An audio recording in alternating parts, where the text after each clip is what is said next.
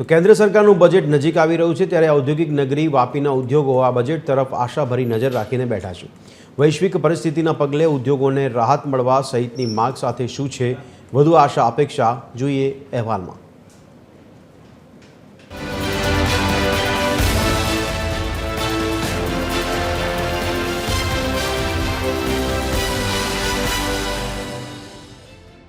વાપી અને આસપાસના વિસ્તારમાં 10,000થી વધુ નાના મોટા ઉદ્યોગો કાર્યરત છે। કેમિકલ, ફાર્મા અને પેપર ઇન્ડસ્ટ્રીઝ પર અહીંની અર્થવ્યવસ્થા આધારિત છે। આથી કેન્દ્રીય બજેટ વાપીના ઉદ્યોગો માટે મહત્વપૂર્ણ બન્યું છે। જે રીતે ભારતમાં ઉદ્યોગોના લીધે જે આજે જીડીપી વધી રહ્યો છે, તો આ વખતે આસાન અપેક્ષા ઉદ્યોગો રાખી રહ્યા છે।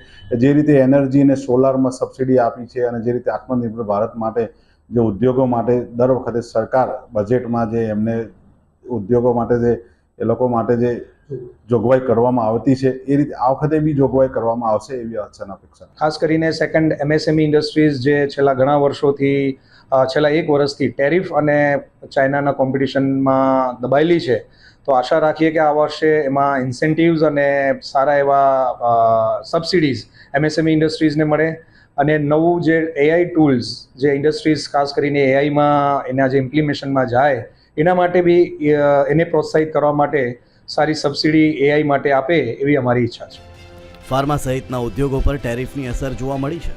વૈશ્વિક બજારમાં ટકી રહેવા માટે ઉદ્યોગોને સરકાર પાસેથી નીતિગત સરળતા અને એક્સપોર્ટ ઇમ્પોર્ટમાં રાહતની અપેક્ષા છે કે જીઓ પોલિટિકલ સિચ્યુએશન જે છેલ્લા વર્ષમાં બદલાઈ છે એને અનુકૂળ થવા માટે નવી નીતિઓ, કોસ્ટ ઓફ ફાઇનાન્સ, એક્સપોર્ટની અંદર જે નીતિઓની જરૂર છે એનું, અને ખાસ કરીને ડીજીએફટી, કસ્ટમ અને જે અન્ય વિભાગો એક્સપોર્ટ સાથે સંકળાયેલા છે એની જે ફોર્માલિટી છે એ સરળ પ્રક્રિયા કરી, વન વિન્ડો સિસ્ટમ કરી અને જો આગળ વધીએ તો વાપીના ઉદ્યોગકારો દેશ માટે ખૂબ જ સારું કામ કરી શકે એમ છે એવું મને લાગે છે।